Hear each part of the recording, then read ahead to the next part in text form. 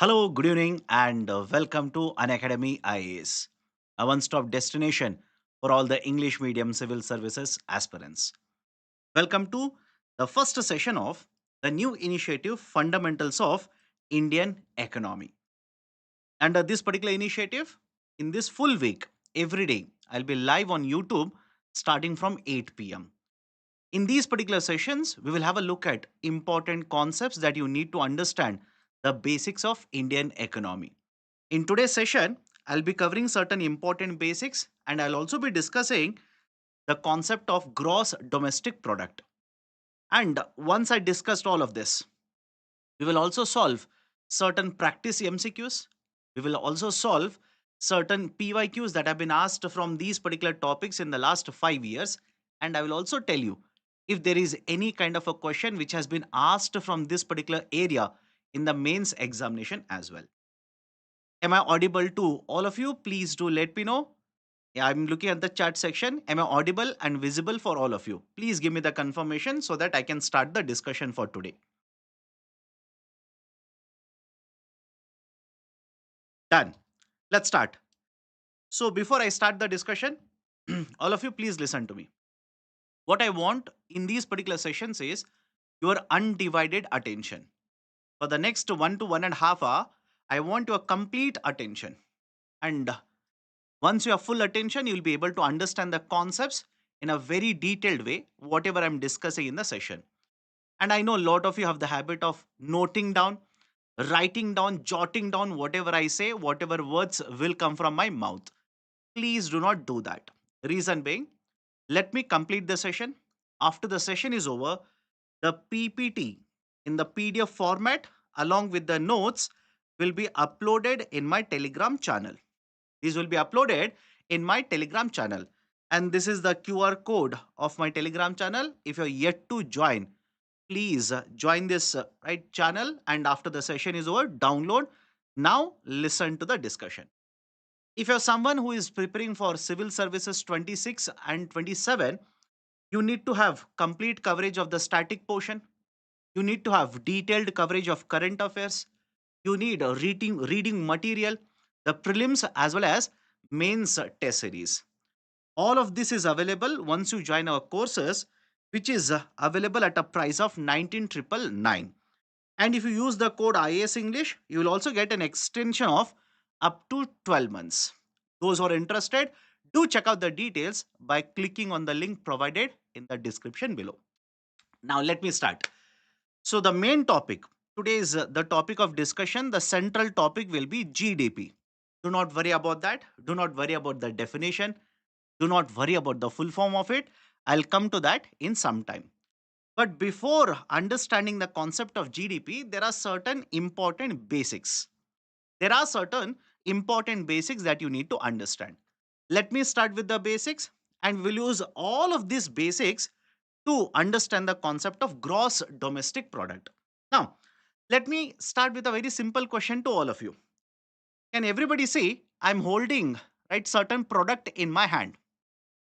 Please do let me know. Can everybody see I'm holding a particular product in my hand? It is basically the earphones. Now tell me, if you want to manufacture this, will you require certain inputs or not?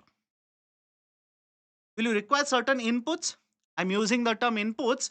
Many of the books will use the term raw material. Will you require inputs or raw material? Of course, yes. But listen to me very carefully. Whatever inputs you require to produce a good or a service, to produce a good or a service, whatever inputs you require, these inputs are technically referred to as factors of production. These are technically referred to as factors of production. Right? There are four factors of production. These are very famous. Please remember this: land, labor, capital, and entrepreneurship. Land, labor, capital, and entrepreneurship. And I know many of you have the habit of simply memorizing everything. I'll make it very simple for you. Please remember the short form cell. Please remember the short form cell. What does the cell represent? The cell represents the four factors of production: the capital, entrepreneurship, labor, and land. But what is the meaning of these terminologies? And please be very careful. Questions have been asked in the past on the important concepts that I'm going to discuss now.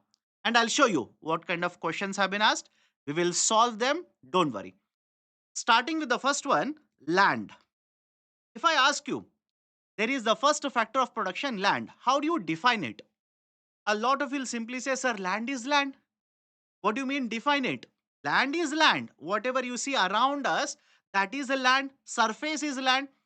But my dear, here when they use the term land, please remember this. It essentially refers to anything that is available in nature. All of you, please remember this.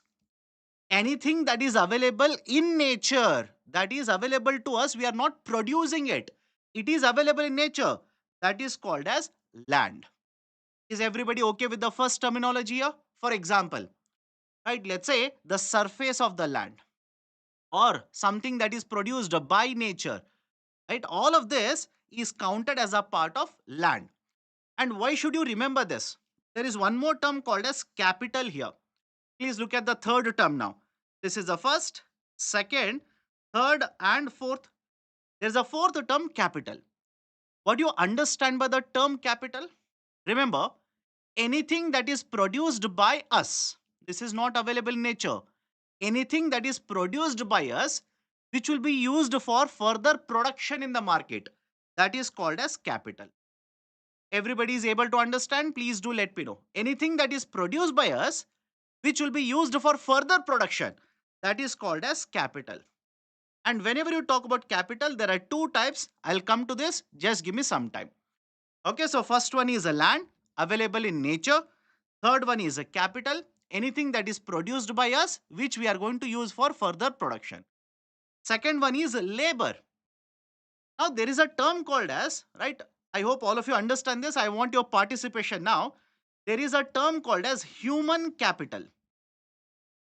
If I ask you people, what do you mean by human capital? What do you understand by the term human capital? Lot of you will say, sir, human capital means people, right? Individuals such as you, such as me, etc. All of them are human capital. My dear, please understand. Just because we have, let's say, billions of people, can you count all the billions of people as a part of human capital? Absolutely no. Absolutely no. It is not just sufficient to count me as a human being, as a part of human labor. No. Anybody who is an individual, if they are provided with skill sets, they are provided with education, they are provided with, let's say, healthcare, etc., will be converting this from human resource to human capital. Is everybody able to understand this? Or do let me know in the chat section. An individual, when they are provided with, let's say, skilling, they are provided with education, healthcare, etc., this human who is counted as a part of a resource will become part of human capital. And in fact, please remember this. When you compare, let's say, land, when you compare labor, when you compare capital, etc., which is the most important one out of all of them? If this is a kind of question asked in the preliminary examination, between land, labor, right, let's say capital, etc., which is the most important one? Please remember, it is the capital, that is the human capital, which is counted as a part of labor. It is the human capital which is counted as a part of labor. Some of you will ask me, sir, why? Even capital, that is machine, is important. Land, that is what is available in nature, such as, let's say, mineral resources. Surface of the land, that is also important. No doubt, all of those are important. You tell me now, without having human labor, can you operate a machine, convert a raw material into a finished good? Can you convert a plastic, which is a plastic sheet, into this without interference of the human labor? Machine is there, plastic is there, mineral is there. But without utilizing the human labor, you will not be able to convert. And that is the precise reason. Always remember this. In these factors of production, which is the most important factors of production, or which is the most important factor of production, it has to be the labor. It has to be the human capital. Is everybody okay? In fact, earlier there was a question asked in the preliminary examination on the concept of human capital. Now, first one is done, second one is done, third one is done. Come to the fourth one, entrepreneurship. What do you mean by entrepreneurship? Right? What is the meaning of this particular terminology? Entrepreneurship basically means one individual who will take the risk, put together all the other factors of production using which production of goods or services will be done. I'll repeat the statement here. It is an individual who will take a risk, invest money, put together the labor resources, purchase the machinery, purchase the raw material, etc., so that there is a production of a good or a service which can be sold in the market. And that is called as an entrepreneur. That is referred to as an entrepreneur. Right? The owner of the business, the one who has started the business, is an entrepreneur. So, whenever you talk about a production process, production will lead to GDP. We will understand this. Production will lead to GDP. But for production to happen, you require inputs. You require, right, let's say certain inputs. And these inputs are classified into four. And that is the reason this is called as four factors of production. Four factors of production. Everybody is clear regarding this? Now, within this, let me focus on the term capital here. Let me focus on the terminology capital. I said capital means what? How do you define the term capital? Capital essentially means anything that is produced by us. Anything that is produced by us which will be used for further production of goods or services. I'll give you an example. Machine. Now, all of you please participate in the chat section and do let me know, is the machine available in nature or is the machine produced by us? Is the term okay with all of you? Is the machine available in nature or is the machine, right, manufactured by us? Machines are manufactured by us. And these particular machines are used for further production in the market, for further production of the goods or services. One example, right? Now, whenever you look at the term capital, this can be divided into two types. This can be divided into two types. One is called as working capital. This is important. Please be very careful with respect to all of these terminologies. One is working capital. Second one is fixed capital. One is a working capital and the second one is fixed capital. Now, what is the essential difference between both of them? Let me start with a very simple example. Imagine tomorrow you start a company. All of you, please listen to me very carefully. Tomorrow you start a new company. Now, when you set up a company, when you start a company, can I simply say there will be certain expenditures which will be incurred by you periodically. Periodically means, let's say, once every 10 years, once every 15 years, once every 30 years, like this. And there will be certain expenditures that will be incurred by you on day to day basis. Day to day basis. I'll give you examples, all of you will understand. There are examples of both of them. Let's say you want to set up a manufacturing facility. Want to set up a manufacturing facility. Now tell me, once you invest, let's say 5 crore rupees, 10 crore rupees, and set up a manufacturing facility, will you demolish this and start constructing one more in place of it? You will purchase a machine. You will spend, let's say, 2 crore rupees. You will purchase a machine. Will you throw away the machine after 1 week and purchase another machine? Is my point clear to all of you? In these kind of areas, you will invest periodically. Periodical in the sense, these are durable in nature. These investments are durable in nature. You will invest once every 10 years, once every 15 years, once every 50 years. This is one type of an investment. And there is one more type of expenditure that you will incur. For example, you will purchase raw materials. Now tell me, you will purchase raw materials. Don't you think you will keep on purchasing raw materials maybe once every 2 days, once every 5 days, once every week? A lot of companies keep on purchasing it, right, on day to day basis, on weekly basis, on 3 day basis. What about, right, let's say unfinished goods? Unfinished goods, that is, you're basically purchasing certain products manufactured by one company. It is not a final good, it is not the good which is supposed to be sold in the market. You'll purchase it, add value in the sense you will add something to the product, you will package the product, you will add, right, let's say certain input to the product, and then you will sell this good in the market. So all of you able to understand, when you talk about inventories, when you talk about raw material, when you talk about wages that are supposed to be paid to the employees, when you talk about, right, raw materials, unfinished goods, etc., all of these are type of expenditures which are incurred by the company on day to day basis. Is everybody able to differentiate between the first category as well as the second category? Do let me know. And why is this important? The first category is essentially a type of capital which is called as a fixed capital. It is a type of capital which is referred to as fixed capital.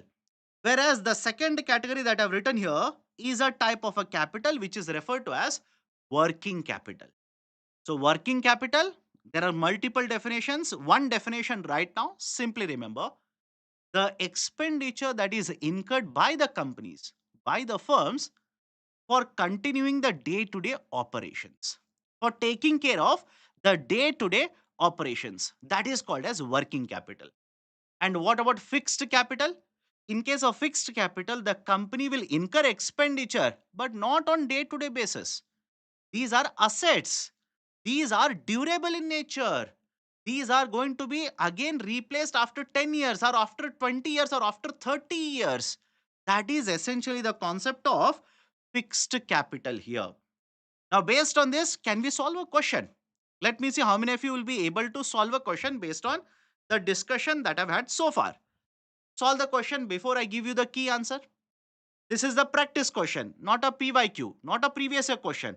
I will take up the previous year question at the end of the session. Now, I want every one of you to participate and tell me what is the key answer, what is the right answer to this question. Consider the following statements regarding the fixed capital. Statement 1. This refers to the inventory that is purchased by the firms to produce the goods. Statement 2. The capital is used up in one operating cycle and has to be replenished very frequently. And statement 3, the capital is counted as a part of current assets of the company. Lot of will basically say, sir, there are technical terms which you have not discussed. There are certain technical terms which you have not discussed so far. Let me solve the question. This refers to inventory that is purchased by the firms to produce goods. Is it part of the fixed capital? Inventory means inputs. Are the inputs counted as a part of fixed capital of the company? No, these are not part of fixed capital of the company. These are essentially part of the working capital. Second one, this capital is used up in one operating cycle and has to be replenished very frequently. Underline the term very frequently. Now, many of you will simply say, sir, what do you mean by one operating cycle? What do you mean by the term operating cycle here? All of you, please listen to me carefully. Operating cycle of a company or a firm simply means, imagine you're a company which is manufacturing these earbuds. How many days you will take from purchasing of the raw material to the sale of the product? Is everybody able to understand the term operating cycle? Do let me know. From the point of procuring raw material to the point of selling this is called as one operating cycle. Is everybody okay with the term operating cycle here? Now you tell me, fixed capital. Will you keep on changing this? Replenishing means again purchasing it. Will this basically be replaced in one operating cycle? Is this correct in the context of the fixed capital? No. This statement is also incorrect. Because I've told you, it is not based on operating cycle of the companies. It is going to be used for multiple years, very long duration. That is the concept of a fixed capital. Look at the third statement. This capital is counted as a part of current assets of the company.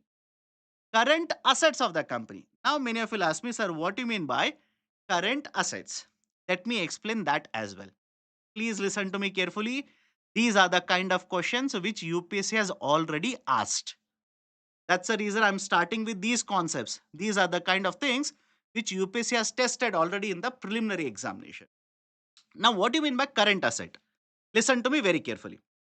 There is a term called as working capital. I said there's a term called as working capital. I'll go back to previous question. Have patience. What do you mean by working capital? I told you one definition. Working capital essentially means how much expenditure you will have to incur. The day-to-day operations have to be maintained. For that, how much expenditure you will have to incur. That is called as working capital. And everybody is okay with one definition. But there is also a technical definition of this. There is also a technical definition. What is a technical definition? Working capital is also referred to as circulating capital. I'll tell you why in some time. Have patience. It is also referred to as circulating capital. Why? Other definition of working capital is the difference between the current assets and current liabilities. Current assets and current liabilities. Is the statement okay with all of you? I'll give you the meaning of it. Have patience. Current assets minus current liability. Now, what do you mean by current assets and current liabilities? Before telling you the meaning of current asset completely, first let me define the meaning of the term asset and liability. Assets are those which will fetch income to you. From which you generate income, those are called as assets. Is this point clear to all of you? Please do let me know. Sir, example. Give me example. My dear, you will keep certain amount of money in the form of fixed deposit in a bank. Now tell me, will you not generate income in the form of interest on this deposit? All of you okay with this? That is essentially the meaning of the term asset. So anything from which you can generate income, you can generate a certain amount of money, you can earn money is called as asset. What about liability? Anything which you will have to repay, is called as liability. So give me example. Imagine you take a loan from a bank. For example, Mr. Vijay Malyaji. Don't you think he has a certain amount of liabilities towards the State Bank of India even today? Or you take a housing loan from a bank, don't you think you will have to repay this particular loan, which is nothing but a liability for you? So everybody is okay with the term asset and liability? Everybody is okay with the term asset and liability. Now come to a company. I'll take the same example, your own company. Imagine you're operating your own company now. You're running a company. Now tell me, don't you think there'll be certain assets, that is the amount of money that you need to earn within 1 year? I'll give you examples. There will be certain amount of money that you will earn within 1 year. Sir, what do you mean by that? Imagine you have sold certain goods or services to me today, and I will promise to make a payment after 90 days. This is called as bills receivable. Is the term okay with all of you? This is called as a bills receivable. That is, I've purchased it today, but I've given you a document to promise you that I will make a payment after 90 days. Now tell me, will you not count it as an asset? Yes or no? Will you not count this as an asset? Yes. But more importantly, you will count it as a part of current asset, because anything which you earn, anything that will get money to you in the next 1 year will be counted as current assets. Short term, short term, right? Short term generally means 1 year here. So everybody is okay with the term current asset? Sir, any other examples? Bills receivable. What about the cash that is there in the bank account? Cash in the bank account. Is it not an asset for you? Can you withdraw it at any point of time? Yes. Right. So bills receivable, the cash in the hand or cash in the bank account. All of these are essentially the examples of current assets. Is everybody clear regarding this topic? Please do let me know. Trust me when I say this, these are important things. You should know all of it. I'll come to GDP in some time, don't worry. I'll explain even the concept of GDP.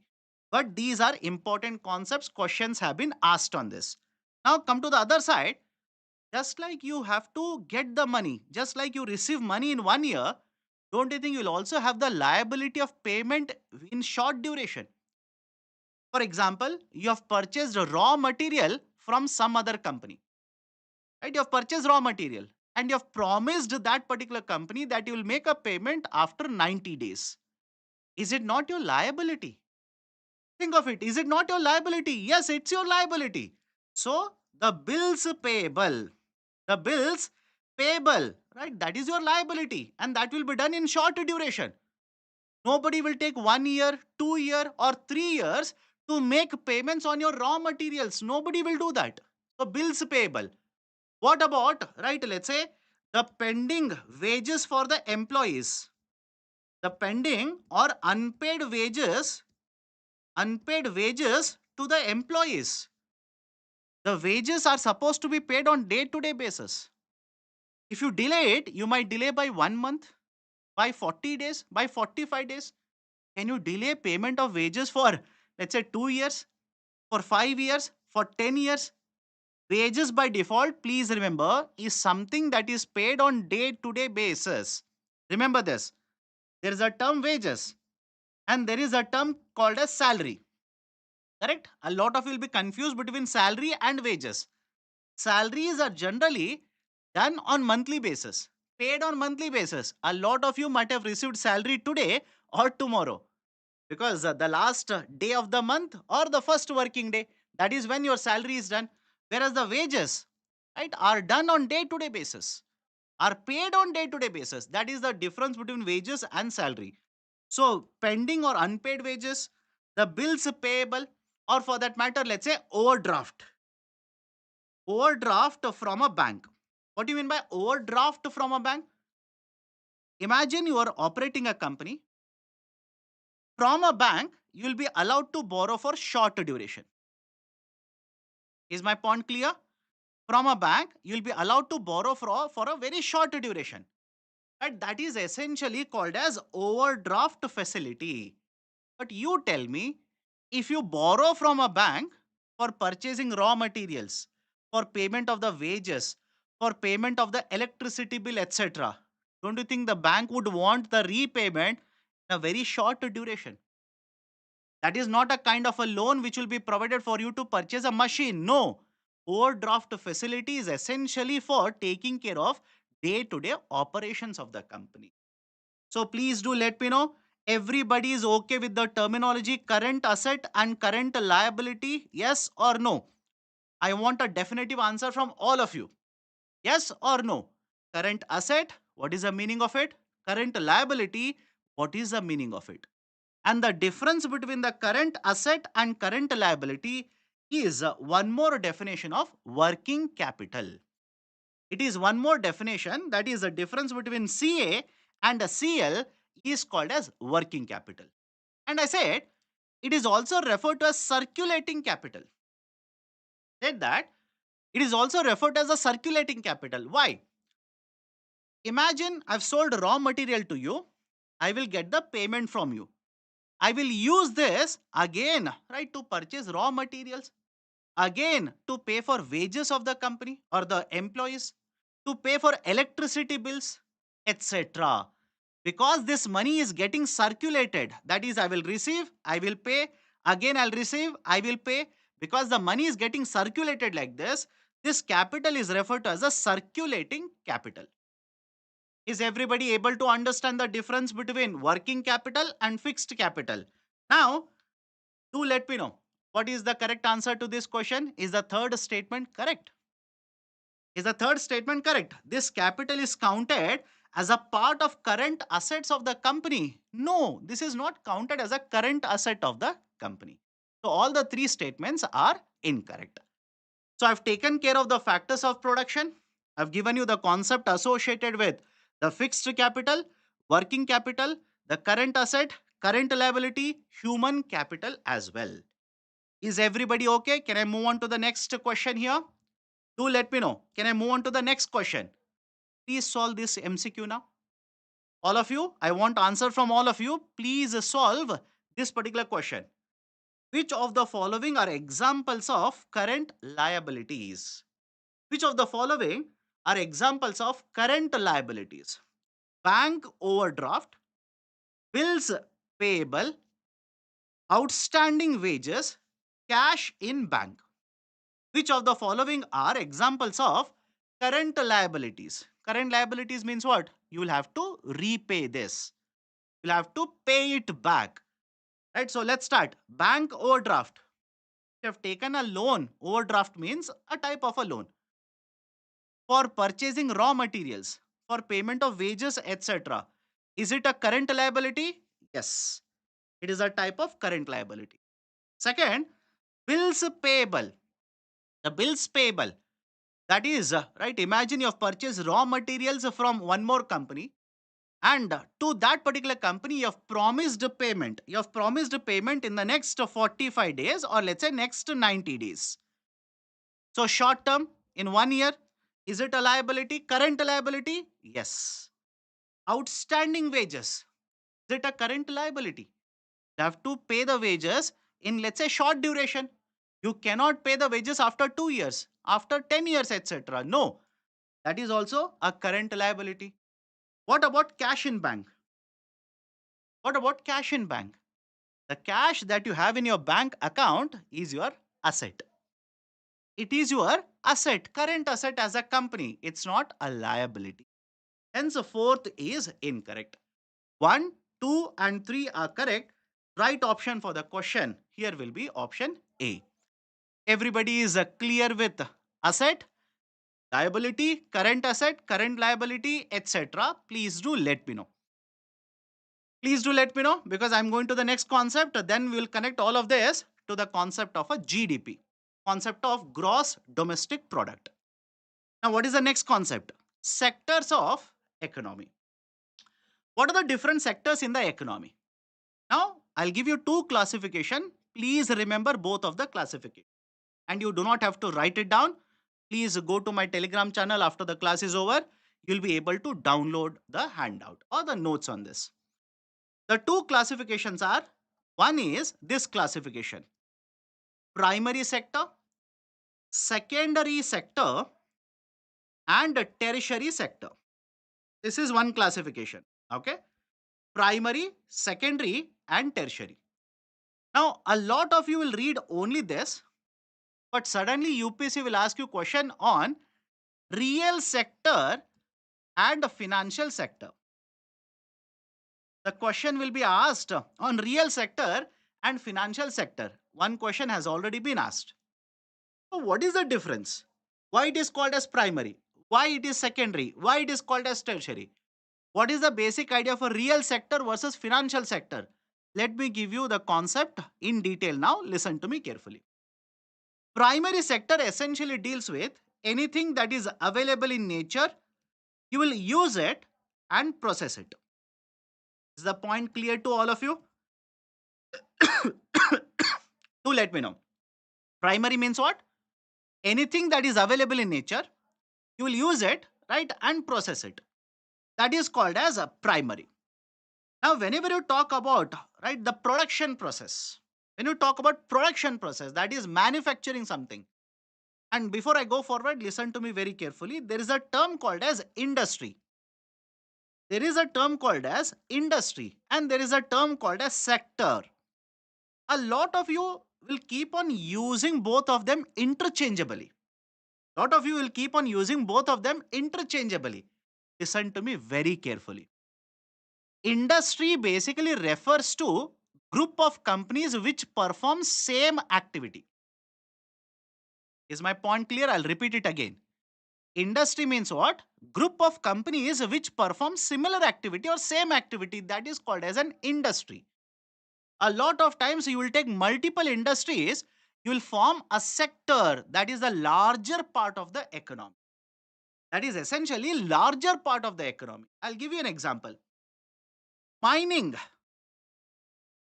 All of you heard of this? Within mining, there will be aluminum industries, there will be iron industries, there will be steel industries, etc.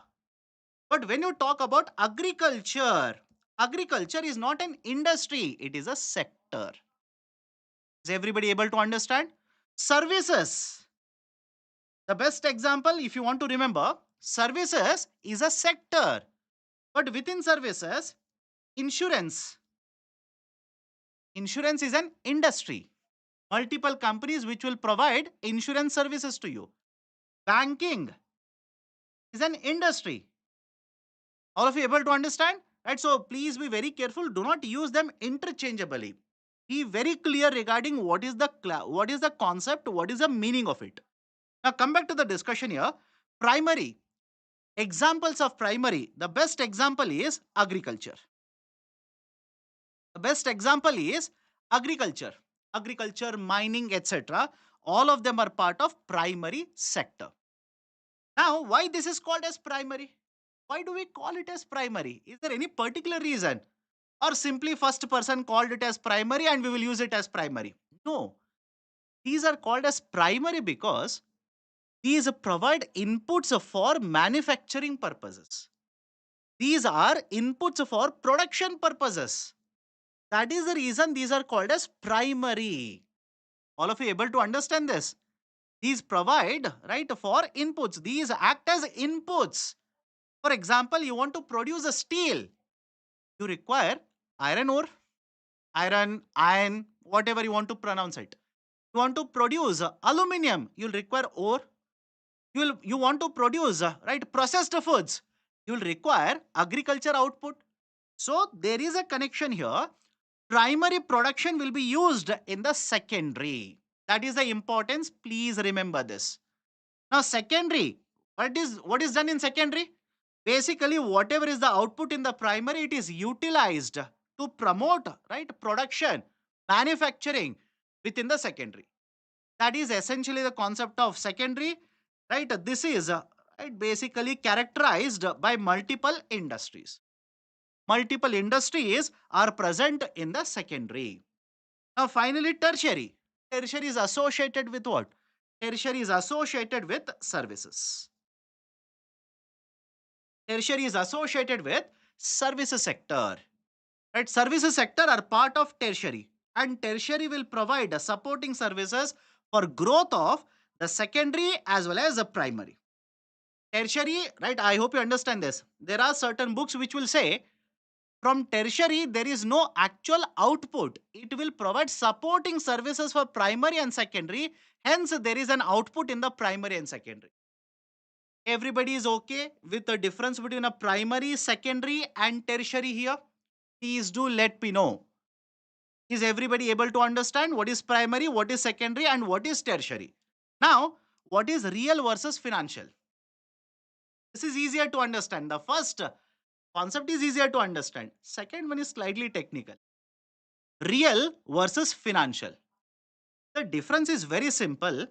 In case of real, there is actual production.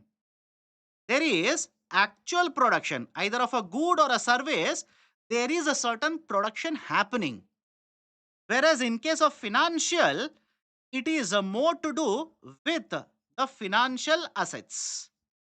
It has got more to do with the financial assets. Sir, what do you mean by financial assets here? For example, bank will give a loan to a borrower. Please do let me know. Bank will give a loan to a borrower. Is there any production of a good happening here? No. Essentially, in this case, the bank is giving money. That is, the financial asset is created or financial, right, instrument is created, and this is basically called as a financial sector. Is everybody okay? Please do let me know. And come to the other side. A farmer will produce wheat. Let's say a farmer will produce wheat. Is there a production process that is taking place? Or let's say a company will produce laptop. Samsung company will produce, right? Let's say mobile phone. Is there a production of a good or a service taking place? Yes, that is called as real sector. Real sector versus financial sector. Please be very careful. Again, I'm reiterating this. These are important basics. Questions have been asked in the past based on these concepts. Okay, so these are different sectors of the economy. So these are the important concepts. Now let's solve one more MCQ. After this, I'll take up the concept of a GDP. What is a MCQ? Consider the following statements. The seasonal unemployment is predominantly seen in primary sector. Suddenly, a lot of you will jump up in your chair and say, Sir, what is seasonal unemployment? You have not taught it. UPSC will do this. Right? What is a seasonal unemployment? Listen to me carefully.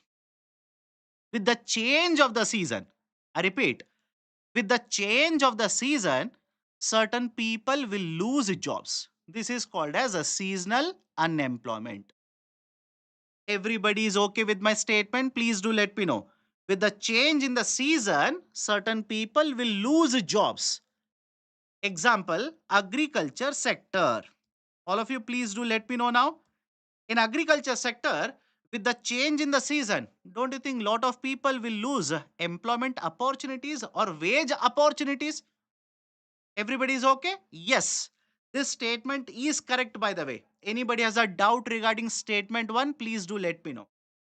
The seasonal unemployment is predominantly seen in primary sector. Yes. Right, in primary sector, example agriculture, lot of people lose wage opportunities whenever there's a change in the season. Okay, the statement number 2. The secondary sector accounts for largest employment in India. Secondary sector. This statement is incorrect. This statement is incorrect. Why? When you look at the primary, secondary, and tertiary. When you look at the primary, secondary, and tertiary, please remember more than 46% of the total employment falls in the primary. Around 46 to 47% falls in the primary. Right? So it is the primary which accounts for majority of employment, not secondary. So second statement is incorrect. First statement is correct. Right option for the question will be option A. Only one is correct.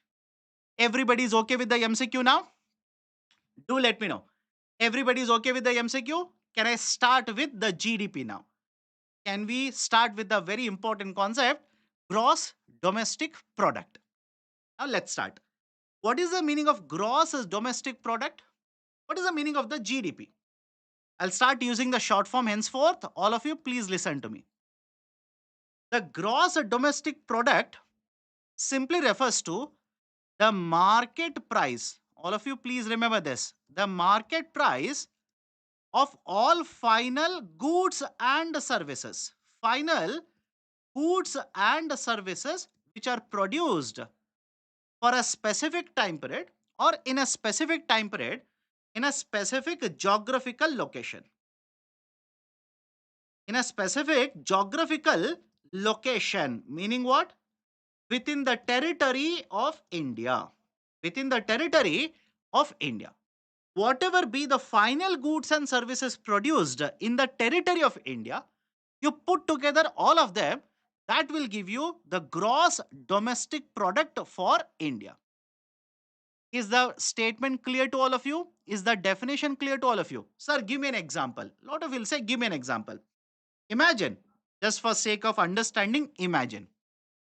These are the only two final goods produced in India.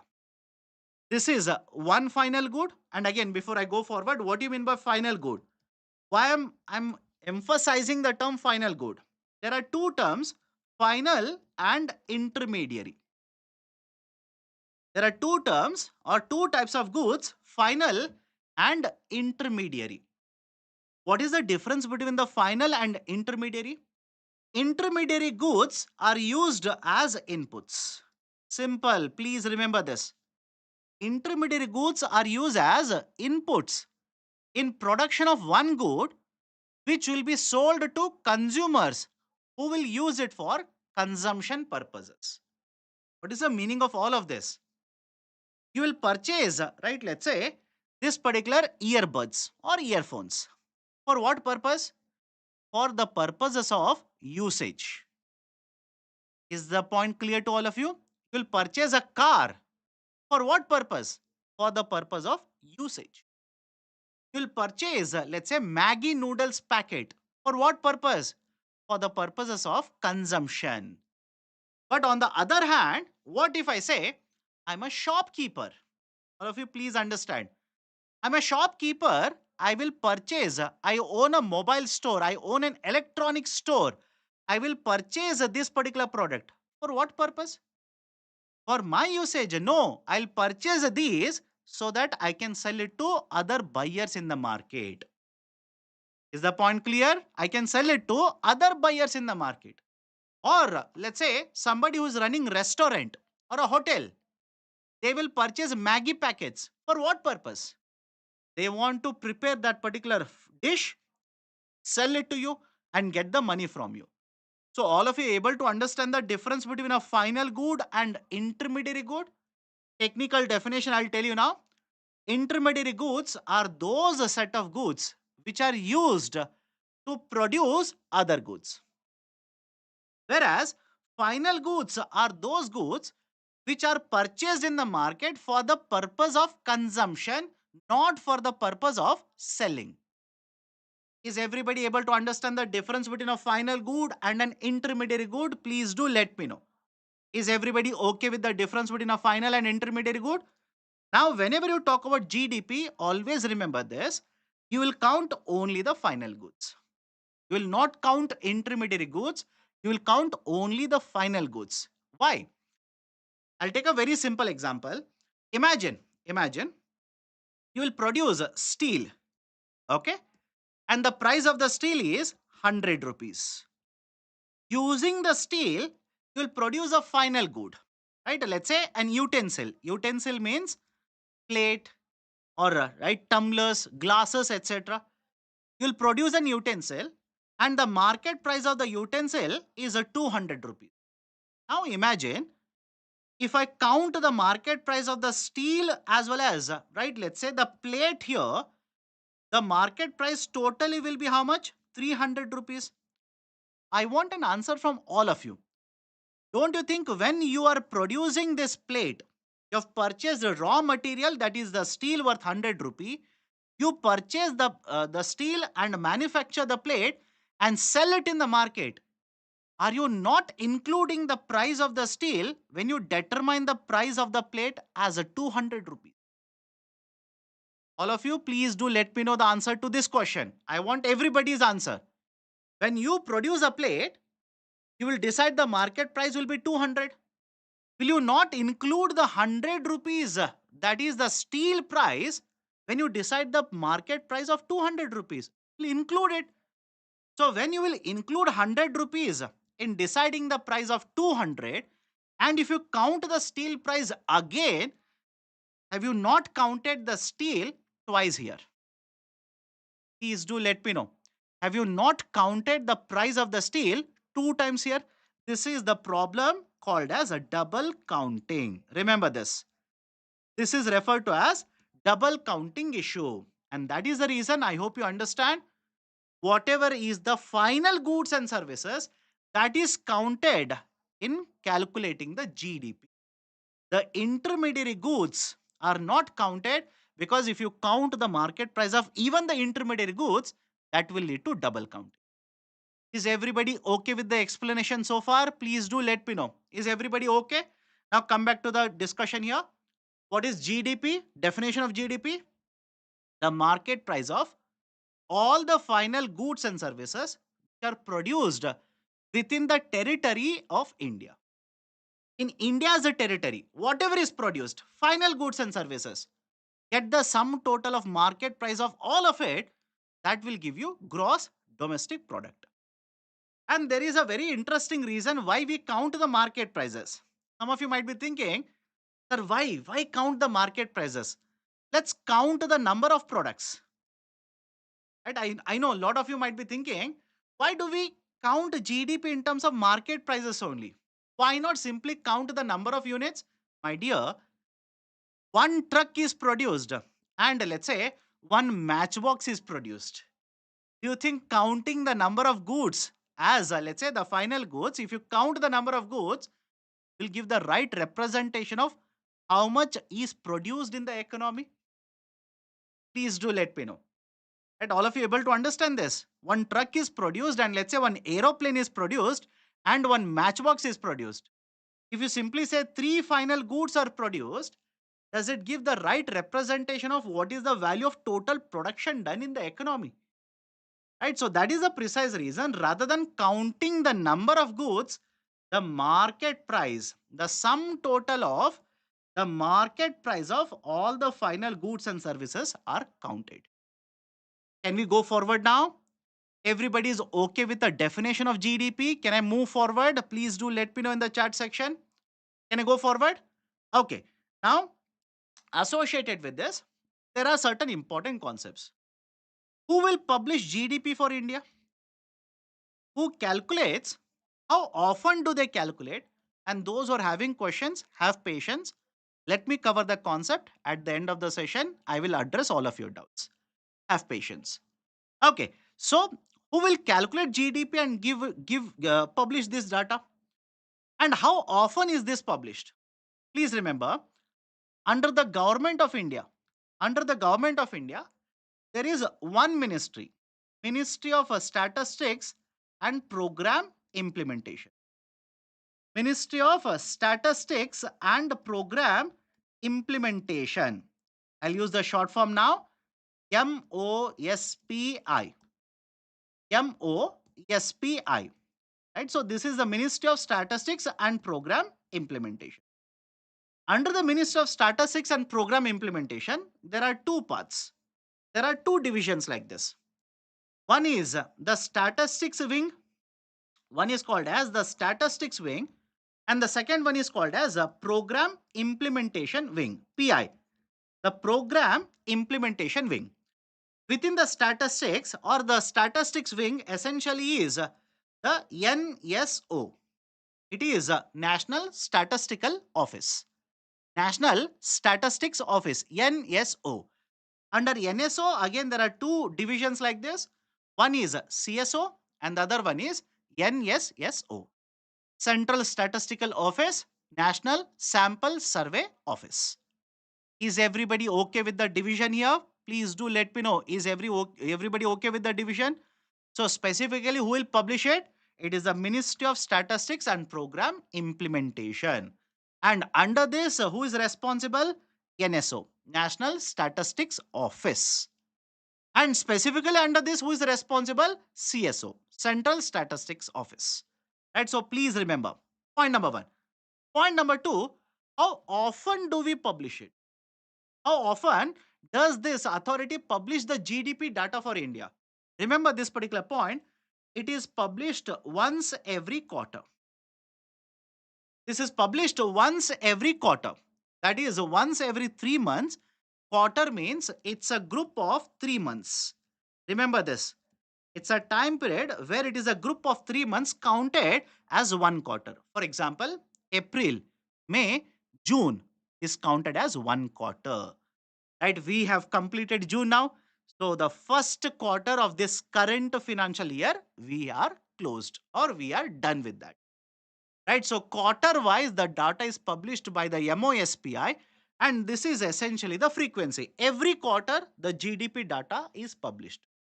So what about the full financial year? Full financial year basically means the financial year starts on the 1st of April every year and completes on the 31st March of next year. This is called as the full financial year. So for the full financial year, GDP is published.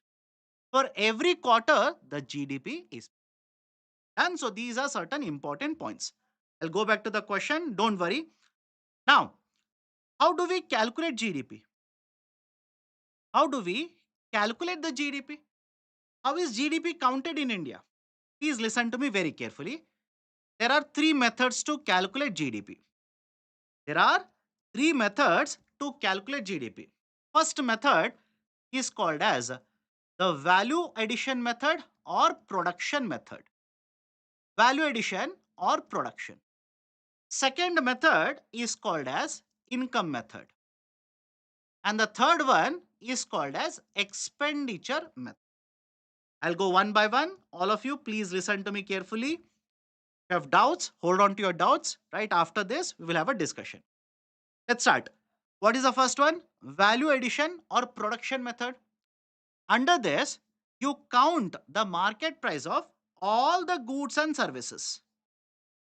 All the goods and services, you count the market prices.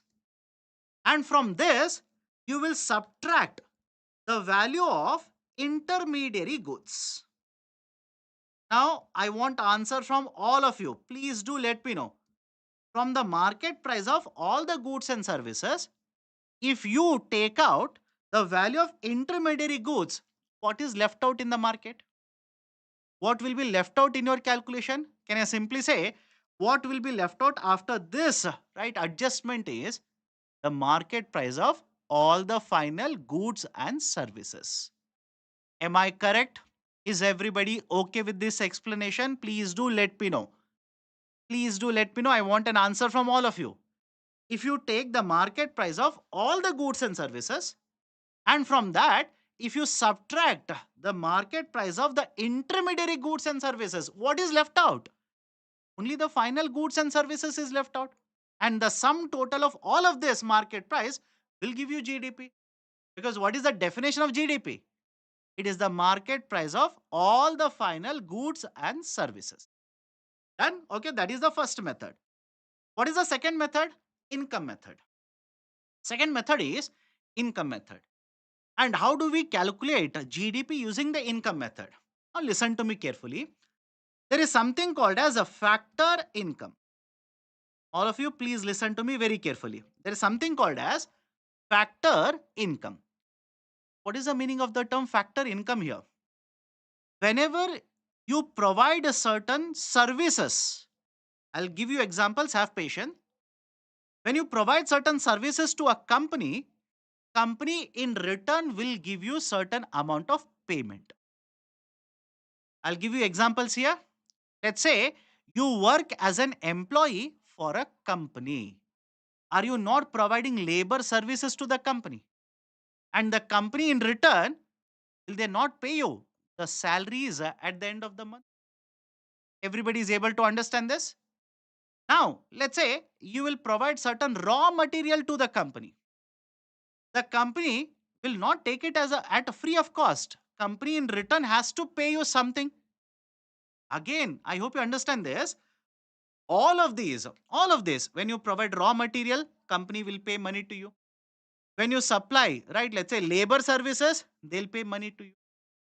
When you set up a company, company has to pay money to you. Again, listen to me carefully. When you set up a company, you're an entrepreneur. What the company will pay back to the entrepreneur? It has to pay profits to the entrepreneur. All of these collectively are referred to as a factor incomes. Is everybody okay with this? Do let me know in the chat section. All of these are referred to as a factor incomes.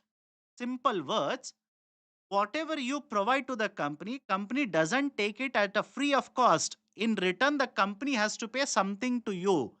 That will be counted as factor income. Now, when you say GDP is calculated using the income method, what do we do? We count all the incomes generated. We count all the incomes earned by the people, by the owners, by the suppliers, etc., etc. Get the sum total of all of these incomes, that is GDP through income method. Everybody is okay with this? Please do let me know. Everybody is okay with this? Chirag, my dear, circular economy means something else. Circular economy is more associated with ecology and environment. I'm not talking about that. Here, right, if you're talking about the idea of a circulation, you're basically talking about two-factor economy, three-factor economy, like that. That is, whatever is provided, it is not free of cost. In return, something has to be given back. The company will pay money if I provide raw material, if I provide labor, if I provide expertise, etc. That is counted as factor income. Take the sum total of all the factor incomes.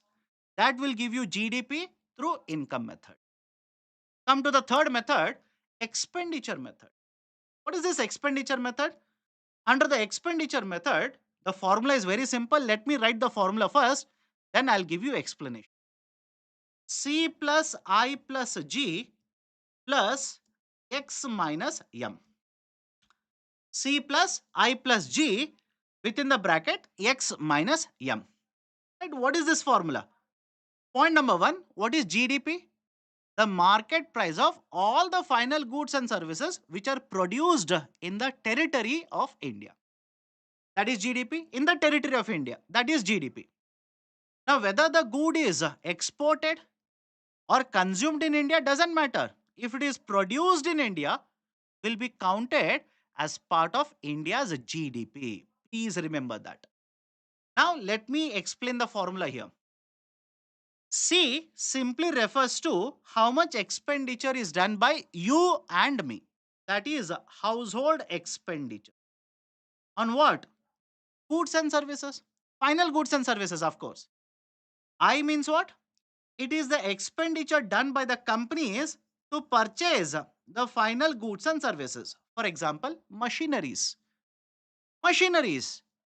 G. It is the expenditure incurred by the government in purchasing what? Final goods and services. Now, all of you, please listen to me.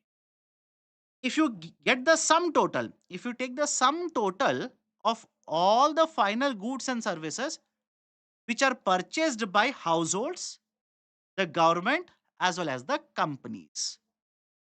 Now, don't you think some of these final goods and services might be imported into India? Correct? All of you able to understand? Might be imported into India. These are not manufactured in India. These are imported and we have paid money and we are consuming them. We are using them. Now tell me very simple question to all of you. These imported goods, should we count it as a part of India's GDP or not? I want an answer from all of you. These imported goods, should we count these as a part of India's GDP or not? What is your answer to this? We count it or should we remove it? If you count it, don't you think there'll be a problem here? What is the problem? What is the definition of GDP? GDP simply means the market price of all the final goods and services which are produced in India. These imports are not produced in India. If these are not produced in India, why should you count these in the calculation of India's GDP? So, what I'll do, I will remove the value of imports. This M is nothing but imports. Is everybody okay? Minus M. Why are we writing minus M? Because whatever is consumed by households, the government, as well as the companies, some of it is imported. And because it is imported, it should not be counted as a part of India's GDP. Remove it. What about plus X? What is the meaning of plus X here? Some of these goods which are manufactured in India are exported. These are sent to USA. These are sent to UK. These are sent to, let's say, Brazil. These are sent to, right, let's say, Bangladesh. Now, don't you think because these are manufactured in India, they should be counted as part of India's GDP? And because they are supposed to be counted as a part of India's GDP, I will simply write plus X. X is nothing but exports. X is nothing but exports. Now tell me, is everybody okay with the formula? C plus I plus G represents all the expenditure that is done on final goods and services by the government, by the households, by the companies in India. But some of it is imported. I will subtract it. and some of the final goods and services which are produced in India are exported. I will add it. This will give me the market price of all the final goods and services which are produced in India, and that is nothing but the gross domestic product of India. Everybody is okay with the explanation here? Everybody is okay? The three methods? Now, in case of India, if you ask me, so do we use all the three methods? Are there any one method used more? Is there any of these methods which is used less, etc.? Please remember this. The MOSPI relies more on the first method. The MOSPI, that is the NSO, when they publish the data, the reliance of the data, which method is relied more? It is the first method, that is a value addition or the production value addition method. That is the first one. In addition to this, they will also give you GDP through expenditure method. Right? They will also give you the data, right? That is a GDP calculated using the expenditure method. Done? Okay. But having said so, what is the use of GDP? How do we calculate GDP? We are done with that. What is GDP? How do we calculate? Okay. What is the use of GDP? What is the importance of GDP? Please remember, you need to compare the performance of different countries. How is China performing? How is India performing? How is USA performing? You need to make a comparison. For making comparison, there needs to be a scale. There is a certain measurement that is required to make comparison. One indicator that is used for comparison purposes, widely accepted in the global market, is the concept of gross domestic product. That is the first. Second is, you need to evaluate the performance of the policies. The government of India is implementing multiple policies, such as Make in India, right? Or for that matter, Startup India, right? Or for that matter, let's say the production linked incentive. You tell me, don't you think you need to evaluate the performance of these policies in terms of what is their contribution to GDP? Right? So that is the precise reason. You need to measure this indicator of GDP for evaluation of performance of the country with other countries and evaluation of policies of the government within the country, etc. But having said so, please remember there are certain concerns or issues that are raised against this indicator of GDP. There are certain right criticisms. What are the criticisms? Point number one: if GDP increases, will it provide you any information regarding poverty in India?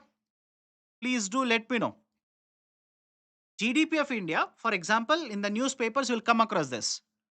India's GDP is the fourth largest in the world now. Does that mean poverty in India is eliminated? If India becomes the largest economy in the world, does it mean poverty will be eliminated in India? Does it mean, right, let's say agriculture sector, farmers will not be committing suicides? Does it mean all the states are performing very well? Right, I hope you understand.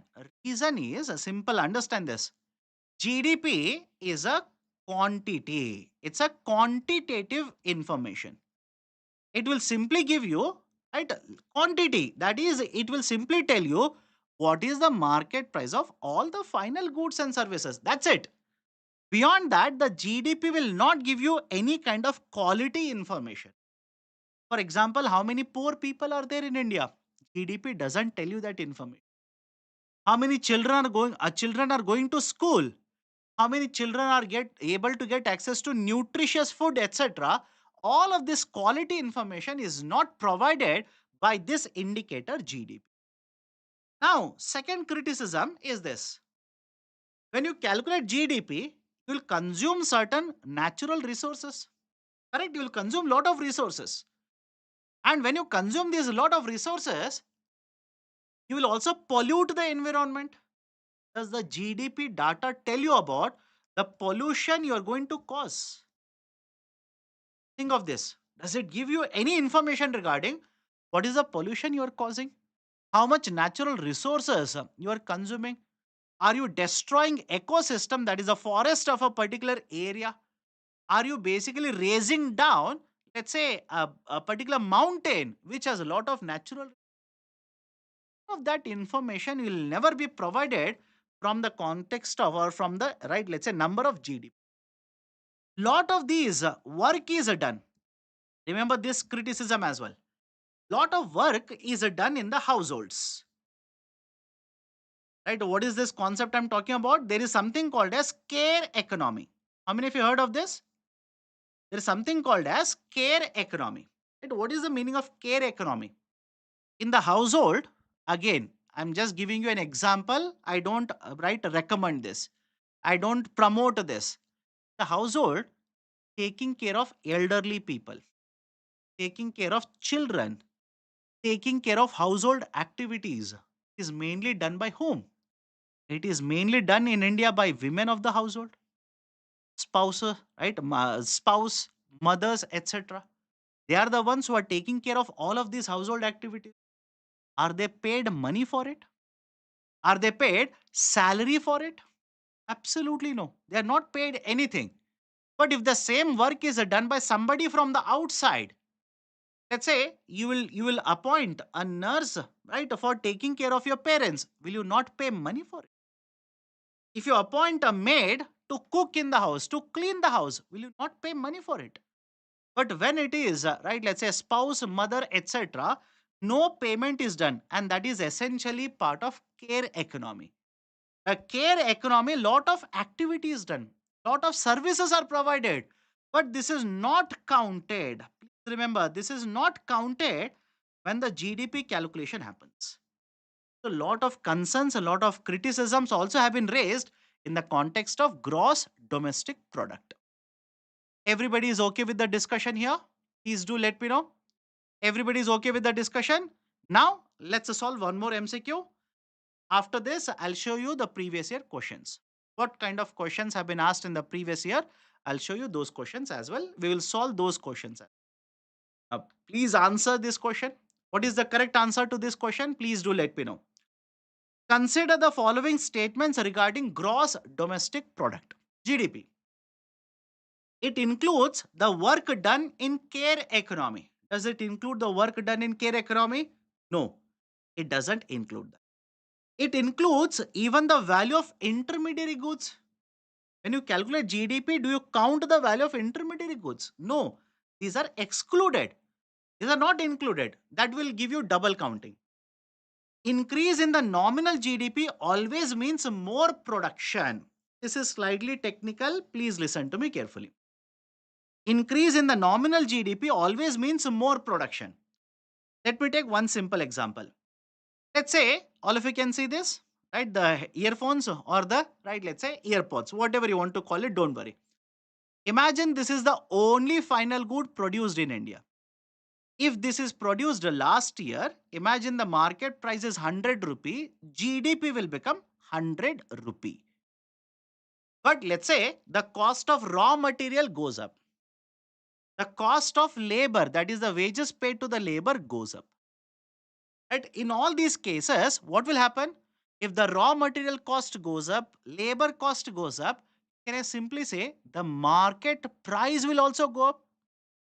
Imagine only one final good again is produced this year, but because of the higher cost of raw material, higher labor or the wages paid, etc., the market price of this becomes 120. Now, what will be the GDP this year? The GDP of this year will be 120. Now tell me, if there is increase in the GDP like this, does it always mean the higher production?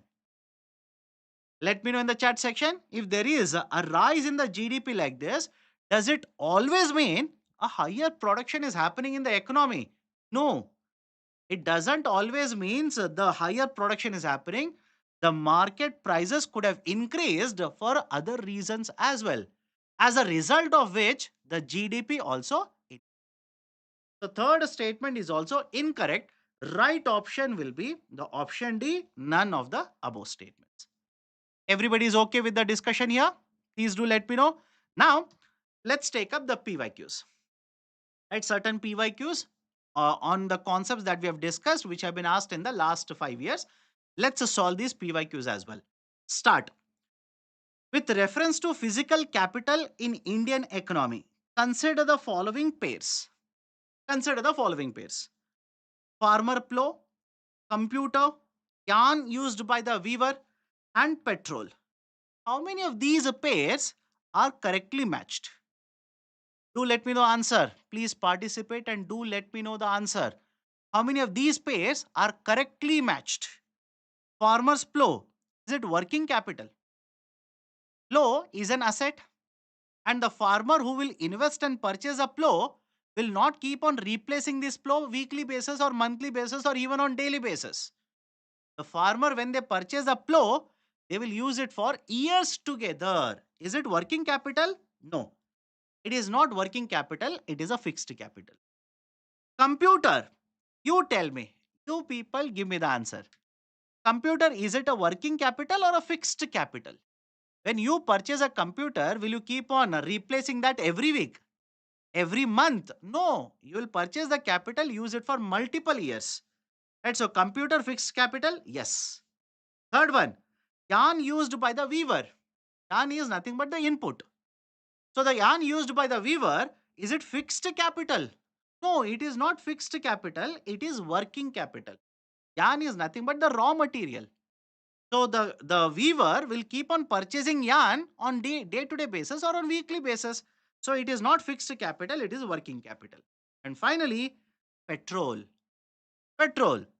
If you're operating a company, let's say a trucking company, will you keep on purchasing petrol on day-to-day basis? Yes. Right? Don't you think when you purchase petrol, you will keep on replenishing petrol on daily basis or weekly basis, etc.? Yes, that is working capital. Everybody is okay with the solution here? The second pair and the fourth pair. Right? There are two pairs which are correctly matched. Do let me know. There are two pairs, that is the second pair as well as the fourth pair, which are correctly matched. Hence, the right option for the question will be, right, let's say option B, only 2. Everybody is okay? This was the question asked in 2024. Let me go to the next PYQ. Which of the following activities constitute a real sector in the economy? Which of the following will constitute a real sector in the economy? 2022 PYQ. Farmers harvesting their crops. Is there a production done here? Yes. As long as it is not associated with financial assets, financial instruments, for example, bonds, I'll come to that. For example, loans, etc. That will be counted as a part of real. Okay. So first one is correct. Textile mills converting raw cotton into fabrics. Again, production is happening. Yes. Third one, a commercial bank lending money to a trading company. To whom doesn't matter. Loan is given. Right? When the loan is given, there is no production of a good or a service here. It is simply transferring money, right? And repaying later. It is a financial sector transaction. Financial sector transaction. You can use this to eliminate, but anyways, a corporate body issuing rupee denominated bonds overseas.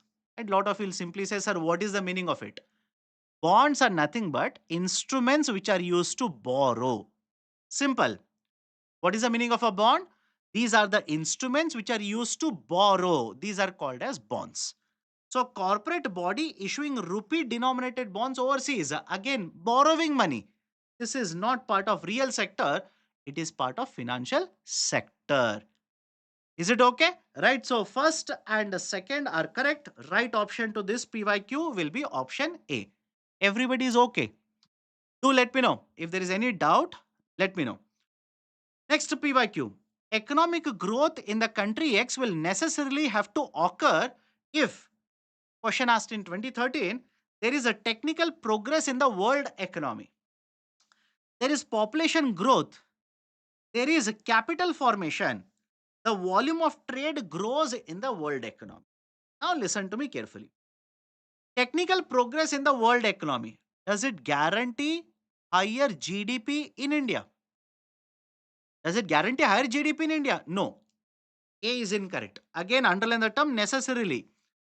There is population growth in country X. If more people are born in India, does it guarantee GDP growth? Again, no. Look at the third one. There is capital formation. If we'll simply say, sir, capital formation, what is the meaning of it? All of you remember the term capital? Do let me know. All of you remember the term capital that we have discussed earlier? Now, to the existing capital, how much capital will get added this year? I'll repeat the statement. What do you mean? What do you mean by capital formation? To the existing capital, how much capital will get added this year? That is called as capital formation. I'll give you a very simple example. Again, simple. Let's not enter into technicality, calculation, etc. Imagine you already have two machines. You already have two machines. In addition to these two machines, you'll purchase one machine this year. And the market price of this machine is, let's say, 2 crore rupees. Now, please do let me know, is it okay if I say capital formation in this year will be 2 crore rupees? Everybody is okay? Capital formation in this year is nothing but 2 crore rupees. Right? So, there is capital formation in the country. Yes. Whenever there's a capital formation, it generally leads to higher GDP, contribution to GDP.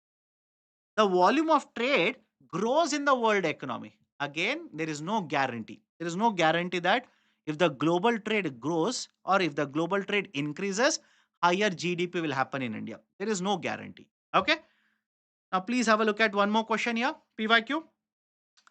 Human capital formation as a concept is better explained in terms of process which enables individuals of a country to accumulate more capital, increasing the knowledge, skill levels, and capacities of the people of the country, accumulation of tangible wealth, accumulation of intangible wealth.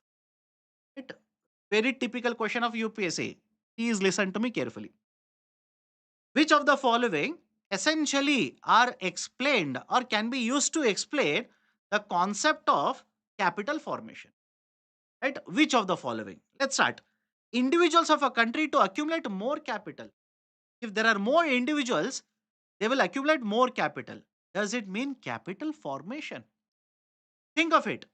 Does that mean capital formation? What do you mean by human capital formation? Question is on human capital formation. What do you mean by human capital formation? There is a human resource. You provide certain inputs. You make them workers. All of you able to understand? There are humans. I'm a human. You're a human. All of you or all of us are counted as a part of human resource. But by default, we are not part of human capital. We will get access to education. We will get access to skill sets. Right? We will get access to, right, let's say, certain inputs, better healthcare, etc. Once we get all of it, we will become workers. Is the point clear to all of you? We become human capital. Right? So, first one, no. Second, increasing the knowledge, skill level, and capacities of the people of the country. Yes, absolutely yes. If you do that, automatically human resources will become human capital. Accumulation of tangible wealth. That is, let's say, companies, machines. Tangible means what can be, right, seen. What has a physical presence. These are called as tangible. These are referred as tangible assets. Okay. So accumulation of tangible wealth. Does that basically mean human capital formation? No. Accumulation of intangible wealth. What do you mean by intangible wealth? Knowledge. Tell me, knowledge. You will use the knowledge to create, let's say, intellectual properties. Don't you think that is intangible? Correct? That is intangible, right? So, fourth. So, second one is correct. Fourth one is correct. Right option for the question will be option B, 2 and 4. Everybody is okay? 2 and 4. So, these are certain things I wanted to discuss in this particular session. If you have any questions, any doubts, do raise it now. I'll address your doubts, then we can close the session for you. Please do let me know. Any questions or doubts or any clarification that you require regarding what I've discussed, do let me know right now. Intangible means which can't be physically touched or felt. Yes, Nitin, my dear, you're absolutely correct. Intangible means what cannot be seen, what you can't see, what you cannot touch. Right? These are called as intangibles. For example, services. That is the important difference between a good and a service. Goods, you can touch it, you can feel the goods, right? You can see the goods. Services, you can't see them, right? Tangibles, intangibles. Okay. Bonds can be collateral in what context, my dear? Chirag, please do let me know in what context. Can they be used as a collateral? Yes, but in what context are you looking at? That is more important. Any other questions? Any other doubts? Please do let me know. No doubts? Nobody has any kind of doubts? Difference between human capital and physical capital. Okay, my dear, human capital is more to do with how you use the knowledge, how you basically use the right skill sets, etc., to produce goods and services. Whereas the physical capital is nothing but a machine, is nothing but let's say a manufacturing facility. That is a physical capital. In case of the human capital, we cannot be differentiated. That is the assets that we have. That is the skill set, the knowledge, etc. It cannot be separated from me. It is part of me. I will have to be present if you want to use the skill set. Whereas the physical capital, you can easily separate the owner as well as the asset. Machine. If you're owner of the machine, you need not be present in the factory. Machine will operate. But if you're a labor, if you're a skilled labor, you'll have to be present in the factory to operate. I hope all of you understand. Right? Machines are tradable. The physical capital is tradable. You can buy them, you can sell them. Human capital, please remember this. Human capital, that is the humans are not tradable. Skills are tradable. Is it okay? The human capital, the skills are tradable. That is, I can offer you skills. I can sell you skills. You'll have to pay money to me. Right? So these are the important differences. And finally, in case of the physical capital, it is mainly used to create profits, earnings. Whereas the human capital, right, that is let's say the skilled labor, right, the intellectual, etc., the knowledge, etc., can be used to create profits as well as a social welfare. These are the important differences. Okay. Uh, Karthik Venkata. What is the question? In income method, the companies pay to the workers and for the inputs, isn't it will be expenditure for the company? Yes. But please understand, in income method, we are simply counting incomes generated in the whole economy. Is the point clear to all of you?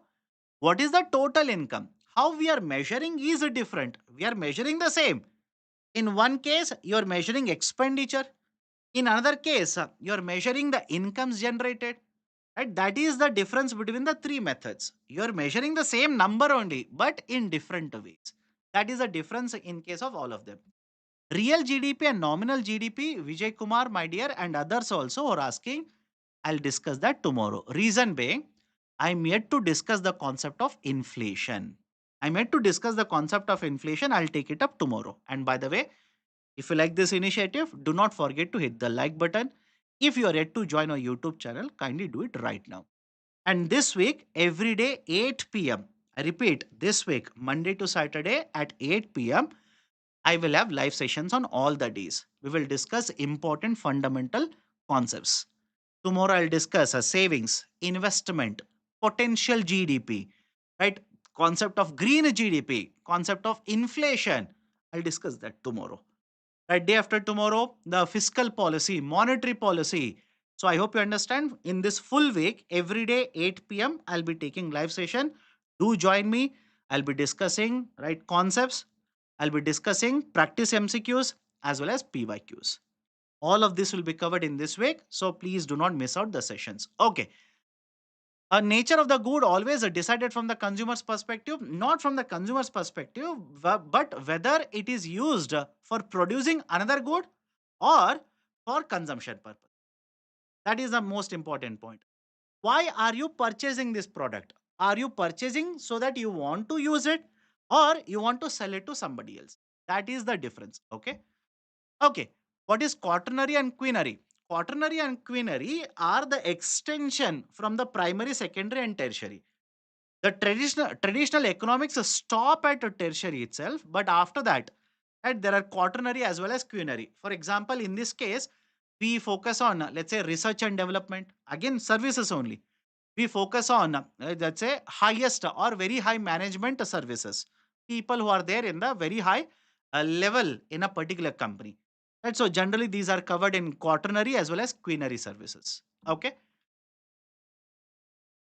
What is equilibrium, in what context? Please do let me know. In what context?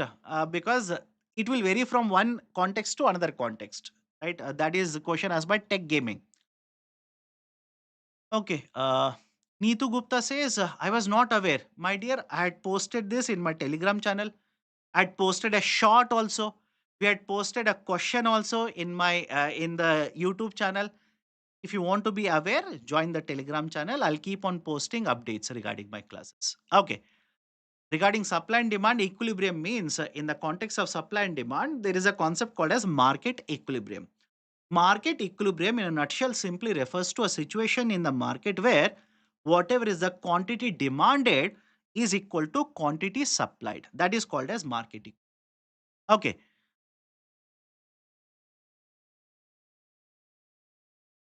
Yugantika Mohapatra. Is there a stabilizing factor of the market price differences? I say the price of steel. It may cost 10 in up and 20 in Maharashtra. UP. Okay. UP and Maharashtra. What do you mean by stabilizing factor? Please do let me know. What will determine the market price is the distance, is right, the transportation cost, is the warehousing cost, is the intermediary, middlemen, right, profit motive, etc. Or even for that matter, the state taxes if they are applicable. Okay. Any other question? Done then. Okay, so let me stop the discussion today here. Tomorrow, sharp at 8 p.m. Again, I'll start the session. Please do join the session. And as usual, after the session is over, the PPT as well as the PDF of this particular session will be made available. Download it from my Telegram channel. So that's it from my side in today's session. See you tomorrow, sharp at 8 p.m. Do not miss out on these particular session. Do join every day at 8. Take care. Have a great day.